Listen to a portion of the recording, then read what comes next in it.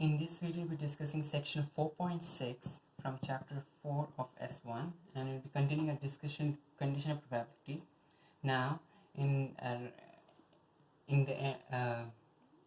the end of the previous video, we discussed question number 10 from exercise 4E on page 71, and in this section, actually, basically, we'll be using Venn diagrams to help us solve questions about condition of probabilities. Okay, so again, the idea is to restrict a sample space. Okay, so whatever is given, that is going to be a new sample space. You reject everything that is outside your given condition. Okay, so let's consider example 12. In example 12, we have been given A and B are two events such that PA is equal to 0.55. So PA is equal to 0.55. Okay, PB is equal to 0.4. PB is equal to 0.4 and PA intersection B is equal to 0.15. Okay, so you have 0.55, 0.4 and PA intersection B is equal to 0.15, and they're asking me to draw a Venn diagram to show the probabilities. So the first step is again draw a Venn diagram. So we have A, we have B, we have start from inside, PA intersection B is 0.15, so this is 0.15. Then the total for A is 0.55, so we have 0.15 here, this is going to be 0.40. And the total for B is 0.4, so subtract 0.15, we get 0.25. Okay, next in part B, they're asking me to find three different probabilities: PA given B, PB given A union B, and in part 3, PA dash given B dash. Okay, so in all these cases, again, as like in the previous video, the last question in the previous video, we'll be restricting our sample space. Okay, so let's talk about PA given B.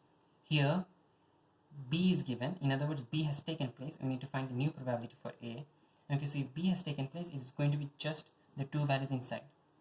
Before we continue though, we have not completed the diagram. The outside value 0.40 plus 0.4, 0.2, okay, is the outside value. Okay, now continuing.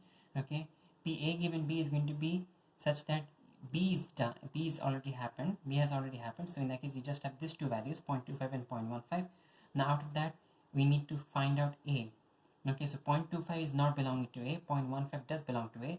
So it's going to be equal to 0.15 divided the total. The total is 0.15 plus 0.25, which is 0.40. Simplify, you get 3 by 8. Okay, so again, since B is given to us, we'll consider only B, we'll reject everything outside B, and within B, 0.15 is the only thing that belongs to A. Okay, and so the new probability is going to be 0.15 divided by the total for B, which is 0.40. Now, in a similar fashion, for PB given A union B, okay, let's talk about, we are talking about A union B, so A union B is going to be this whole thing. Okay, this whole thing, so these three values are part of it. Now PB is the question, so PB would be these two values. Okay, both of them are part of PA union B. So 0.25 plus 0.15, that is going to be 0.40, and A union B, the total is all three values together, that is going to be 0.80, which is equal to half. Okay, now finally in part C, they have given PA dash given B dash. Okay, so first we need to find out B dash. So B dash is everything outside B, so these two values are rejected. We just have these two values, 0.4 and 0.2. Okay, so everything outside B means these two values. Now we are talking about A dash given B dash. So out of these two values, this one is in A, this one is outside A.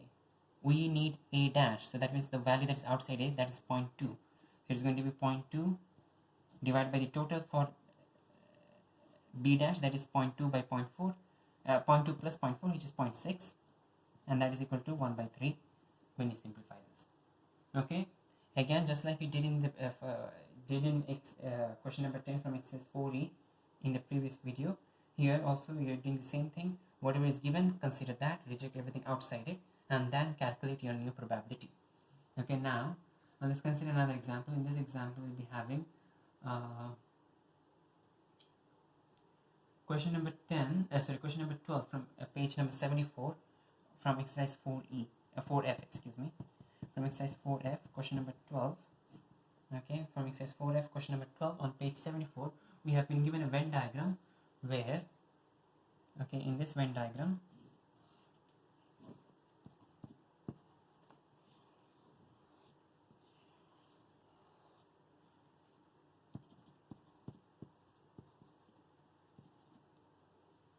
point 3, C, D and 2, point 3, C, D and 2.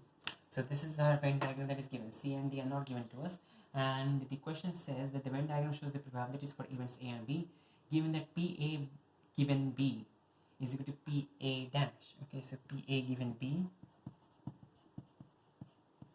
is equal to PA dash. Okay, find the values of C and D. Okay, so PA given B is equal to PA dash.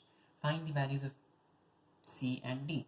So first of all, let's find the value of PA dash. Okay, PA given B is the condition probability, which is going to be a bit more complex. Let's talk about PA dash. PA dash is simply anything that is outside A. PA dash is simply anything outside A. So notice point 3 and C are inside A. D and 2, excuse me, this was point 2. D and point 2 are outside A. Therefore, PA dash is going to be equal to D plus point 2. Okay, anything outside A is A dash. Now, PA given B. So for this one, first of all, we need to consider B. Okay, so given B, okay, over here B has taken place. Okay, for this probability, B has taken place. So we just consider C and D. The remaining two values are cancelled. Okay, just consider C and D. The remaining two values are cancelled. Okay, so since B has taken place, C and D, this is a new sample space. Out of that, we need A. D is outside A, C is inside A. For A, we need C. So therefore, PA given B is equal to C by C plus D. Okay, C plus D is the total of B, okay, which is the new sample space because point 3 and point 2 got out. Okay, and C is the part of A still in this new sample space. Okay, point 3 that was part of A got rejected because of this B thing.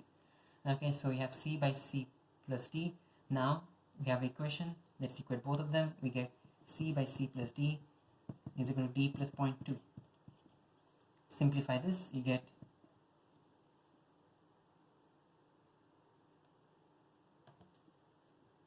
C is equal to C plus D into D plus 0.2. So that is going to be, you need to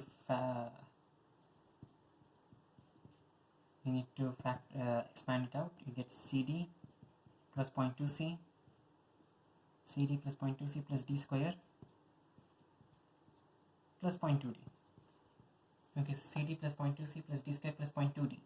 Now, notice that we have this equation here. We have C, we have CD, we have 0.2C, D square and D and all this stuff. So notice that this equation you can't solve it because you have two variables. Okay, to be able to solve for C and D, we need a second equation.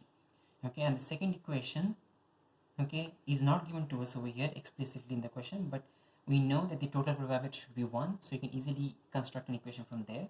Okay, the total probability is 1, therefore 0.3 plus 0.2 plus C plus D is equal to 1. 0.3 plus 0.2 plus C plus D is equal to 1. Now, let's rearrange this. We get D is equal to 0.5 minus C. D is equal to 0.5 minus C. Okay, so now since D is equal to 0.5 minus C, we can substitute 0.5 minus C into this equation, okay, for D. So let's substitute 0.5 minus C for D, but over here, actually, instead of substituting over here, let's substitute 0.5 minus C into the previous one, because over here in this one we have D square, we have D, we have a lot many D's, and the terms will actually be a bit more complex. When you try to combine this up, notice that C plus D will actually simplify this expression a lot. So definitely 0.5 minus C, if we insert into this one, we'll be able to make our working easier. So let's insert into this one rather than this one. Okay, so C is equal to C plus D is equal to 0.5 minus C, so 0.5 minus C the whole into D plus 0.2 is equal to 0.5 minus C plus 0.2. Okay, now let's simplify. From the first one, C and minus 2 minus C gets cancelled. We get C is equal to 0.5 into 0.5 plus 0.2 is 0.7 minus C. Okay, now notice that our expression is much simpler. We just have one variable C. Okay, if we use this one, it still come to the same answer, but it would take some more time. Okay, over here this version actually worked out easier. Okay, so now let's factorize it out. Instead of factorizing, I'm just going to divide the entire thing by 0.5, so you get 2C is equal to 0.7 minus C. Okay, let's take C to the other side. You get 3C is equal to 0.7, and if 3C is equal to 0.7, C is equal to 0.7 by 3, which is equal to 7 by 30. Okay, so if C is equal to 7 by 30, use the D formula. Okay, so D is equal to 0.5 minus C, which is 15 by 30, minus 7 by 30, which is 8 by 30. Okay, so this is 7 by 30, this is 8 by 30, and in case you want to make sure that our answers are correct, let's add all the numbers of 7 by 30, 8 by 30, 0.3, 0.2. If you add them all up, you get 1, so the total probability is 1. Okay, now let's talk about PA dash. Okay, PA dash is equal to D plus 0.2, which is 8 by 30 plus 0.2. Okay, 8 by 30 plus 0.2 is equal to 8 by 30 plus 0.2. If you use a calculator, you'll find that P of A dash is equal to 1 by 5, 14 by 30. Okay, so this is equal to 14 by 30. Okay, now what about PA given B? PA given B is equal to C by C plus D, which is 7 by 30 divided by 7 by 30 plus 8 by 30, which is 7 by 15. And they are both the same answer. 14 by 30 is the same as 7 by 15. So our answer is correct. We have not made an error. And that's it. The question asked you to find the values for C and D. So we have the value for C, we have the value for D. So again, repeating what you did, okay, back in this video and also in the previous video. Okay, if you have a conditional probability, okay, whatever is given, consider that to be your new sample space. So over here B is given, consider B, reject everything outside B. Over here A union B is given, so consider A union B, reject everything outside B. B dash is given, so consider B dash, cancel everything outside B. The same thing over here, consider B, reject everything outside B. Okay, and then take a new probability for A dash, whatever the question be, and continue with your working.